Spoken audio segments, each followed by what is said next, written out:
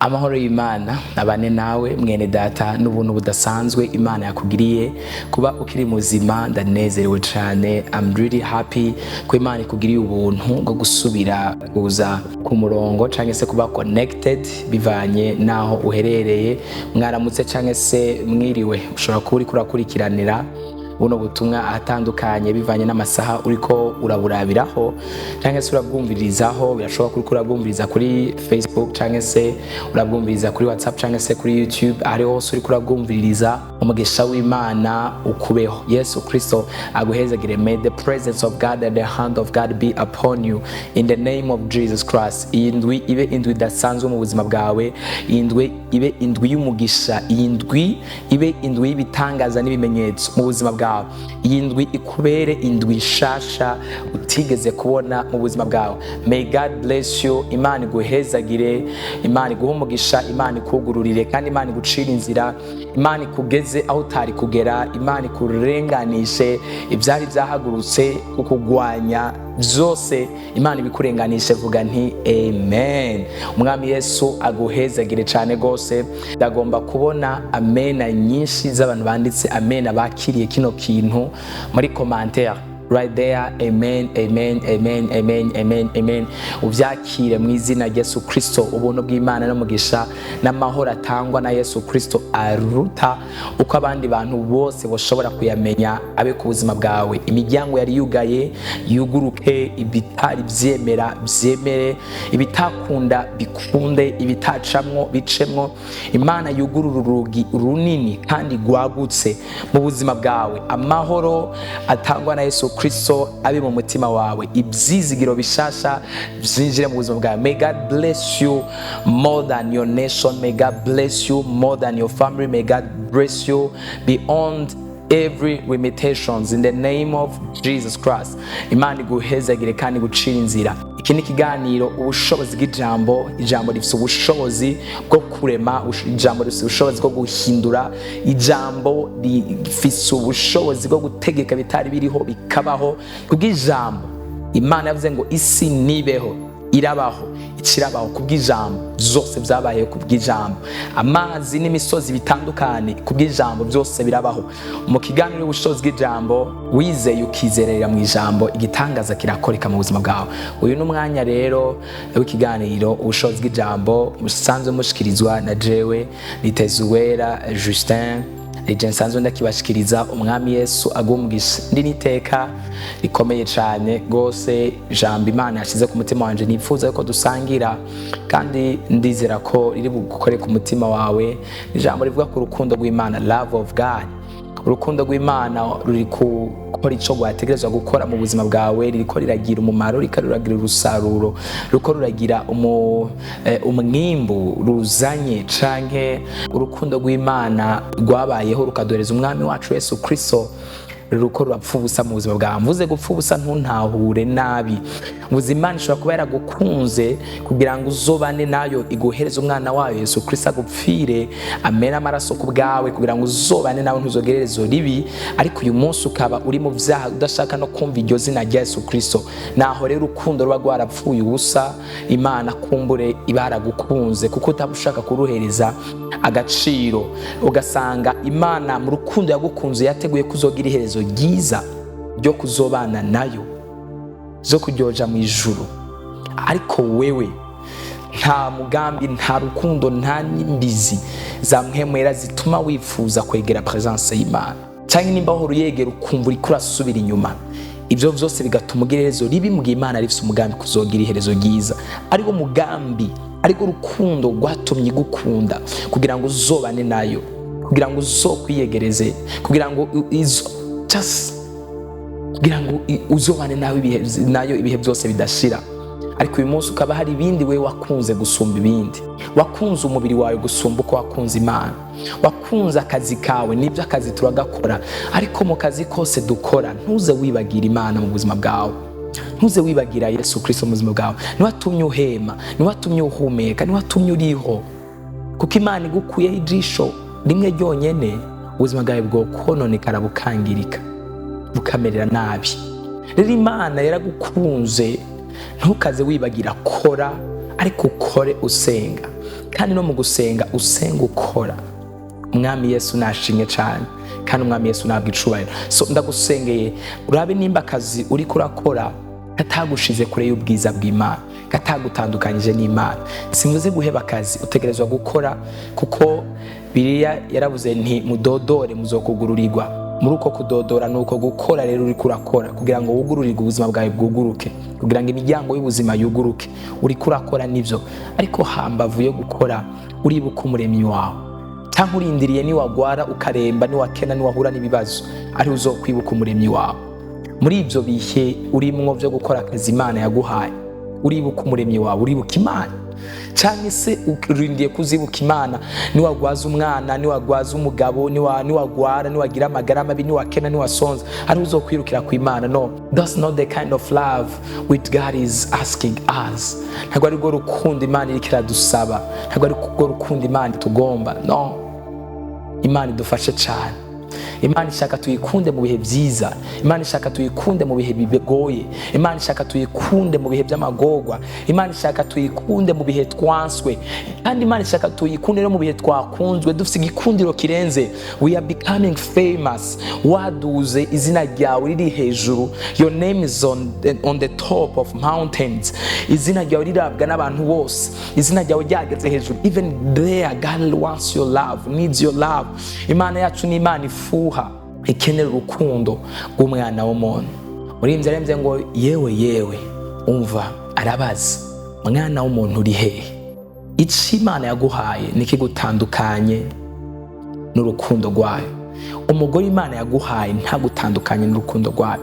Umugabo Imana yaguhaye ntagutandukanye n'urukundo rwayo. Ubuzima Imana yaguhaye ntibugutandukanye n'urukundo rwayo. Bibemwo byose, ariko wibuka urukundo rw'umuremyi wawe utumye ubaho, wakurinze, wakuzigamye. Remember the love of God.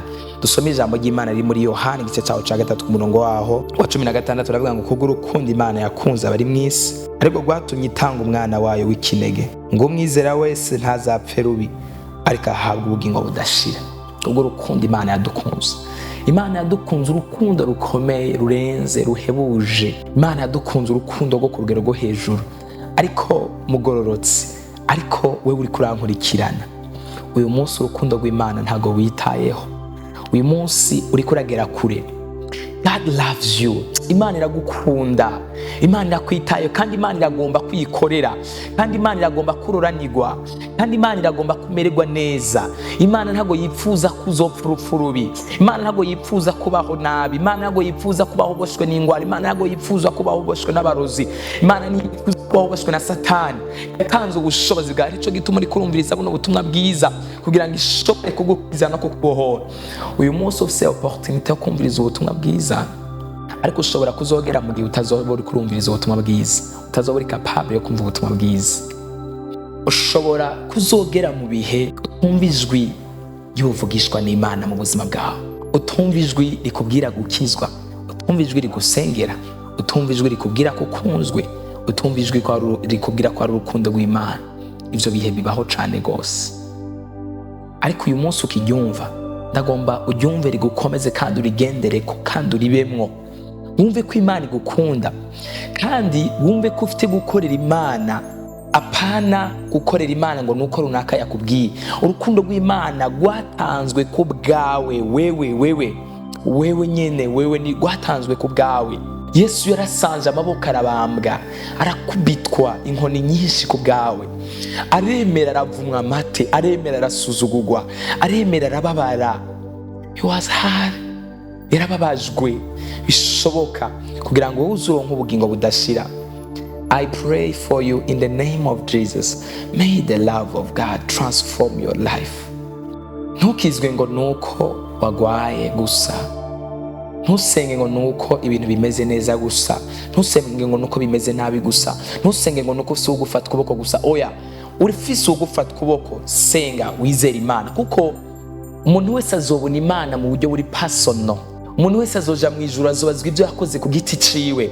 Ntuzobazwa ibyaha wakoze bya tonto, ntuzobazwa ibyaha wakozwe bya mama wawe, bya mwene wanyu, bya mushikawe, byo muvukana. Bijya ukora bijya nyene byiwawe nibyo uzobazwa. Sijya ntege nke zawe nizibyo uzobaza. Uko uzohemberwa ibikorwa wakoze, ntuzohemberwa ibikorwa pasiteri wawe yakoze, uzohemberwa participation wagize, ukuntu wa participe mu buzima bwawe, mu bwoko bw'Imana, mu nzu y'Imana, ku isi. Uzohemberwa ibikorwa wakoze. Uko rero uzohemberwa ibikorwa wakoze, umurimo wakoze, niko nyene uzohemberwa n'imirimo mibi wakoze. Uzoyibazwa kandi ku giti ciwawe. Cyo gituma ukwiye gukizwa udakijwe kubw'umuntu ari we wese. Hari abantu umwanya ari wose ndabivuyemo, ndahevye gusenga, ndahevye agakiza, bamvuze nabi, bagize ibi, banyimye ibi, bakoze ibi. Nta muntu n'umwe uriko urashaka gukomesha, urakomesha wewe ubwawe. Uyu munsi birashoboka ko ari ijwi ry'Imana ryaje mu buzima bwawe, ukaba uriko uraryumva kandi ukaba udashobora kuzosubira kuryumva ukundi, ariko ari faveur Imana yakugiriye. Sindiko ndagerageza kugutera ubwoba, sindiko ndagerageza kugushitura umutima, ariko ndagerageza kubwire ko kujya utazi umunsi n'isaha igisuma kizira, niko utazi umunsi n'isaha urupfu ruzozira, niko utazi umunsi n'isaha Yesu Kristo ashobora kuza. Imana idufashe cyane. That's why I'm preaching you to train your body, to train your life, to train your heart, to train your life. Train your life. Wigisha ubuzima bwawe kuba mu rukundo rw'Imana, wigisha ubuzima bwawe kubaha Imana, wigisha umuryango wawe, bwira abana bawe gusenga Imana, bwira umugabo wawe gusenga Imana, bwira umugore wawe kwizera Imana, bwira uruvyaro rwawe, bwira abakwegereye gukorera Imana, kubera iherezo rirahari kandi umuriro urahari, kandi umuntu wese azobazwa ibyo yakoze, kandi umuntu wese azorengutswa imbere y'intebe, abazwe ibyaha yakoze, abazwe n'ico yamaze hano ku isi. Sino kwifuza ko uzoga iherezo ribi. Nimba waragiye mu ntege nke, ngoma ndagusaba imbabazi ku Mana. Imana ikweze, Imana igutunganye. Bibaho mu rugendo turimwo, isi iratugwanya, umubiri uratugwanya, ibitero ni byinshi, ibihe ni bibi. Just season is not good. Ibihe byo muri iyi minsi dufite ibintu byinshi bijya ubugingo, ibintu byinshi bihiga ubugingo. That's why I'm praying for you, so that may God strengthen you. Imana igukomeze kandi kuzuza imbaraga, kandi Imana ikubabarire. Kibanza urimwo uce bugufi mu mutima wawe, bwira Imana ikweze, bwira Imana ikubabarire, bwira Imana igushoboze kunesha icyaha, bwira Imana igukoresha, bwira Imana igushoboze. You cannot make it by yourself. Ntago byishoboza. Unless God help you, you will fail. May my Father God help you. Mana ndamusengeye uyu mugabo, uyu mukobwa, uyu musore, uyu mugore, la brosa tende boshaya, agendeye mu ntege nke kenshi, yari yibagiwe ico wamuhamagariye. Mbere nta nubwo yari bwakumenye uyu, ariko arakwakiriye. Mugirira imbabazi, mweze kandi umutunganye. Wirengagize ibyaha byose yabayemwo, wirengagize intege nke ziwe zose, wirengagize kameremere kose k'umubiri, wirengagize ibyaha byose bibosha umutima wiwe, wirengagize ibyaha byose bihiga umubiri wiwe, wirengagize ibyaha byose bihiga umutima wiwe, wirengagize ikintu cyose yabayemo cy'intege nke cyamushize kure y'ubwiza bwawe. Mana umutunganye kandi umweze. Urangije kumweza, umukoresha iby'ubuhizi n'ubutwari, asubire kugaruka muri presence yawe, asubire kugaruka mu nyonga zawe, asubire kugaruka mu bwiza bwawe. Mwami kandi kiruta byose uzumuherezo ryiza, uzumurinde kugira iherezo ribi.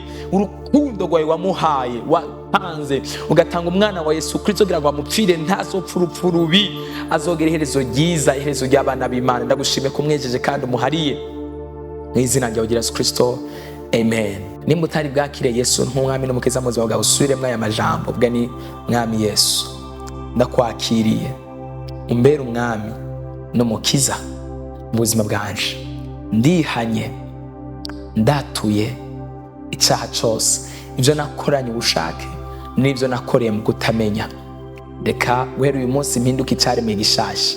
Imbabazi zawe zimbeko, mpinduke musha muri Kristo Yesu. Mwami umfute mu gitabo cy'abanyabyaha, nyandike mu gitabo cy'ubugingo. Niwagaruka nanje uzojane ubuzima bwanje, uzobane nawe mu bwami bwo mu ijuru. Mana ndagushimiye, urakoze kunyejeje kandi ubabariye, amen. Mwami Yesu aguhezagire cyane. Turashimiye abasenzi mwese usengera Power of the World wherever you are. God bless you. Partenaire, God bless you. Mwese whatever you do, kugira ngo umurimo w'Imana urushize guhagarara. Abari muri team yo kuworshipinga, May God bless you. Abahimbaza Imana mu bihe bitandukanye byo kuririmba no gutazira Imana mu kiganiro Power of the World kuri YouTube na kuri Facebook. God bless you. Yesu Kristo abahezagire cyane, mugire umugisha w'Imana. Stay blessed.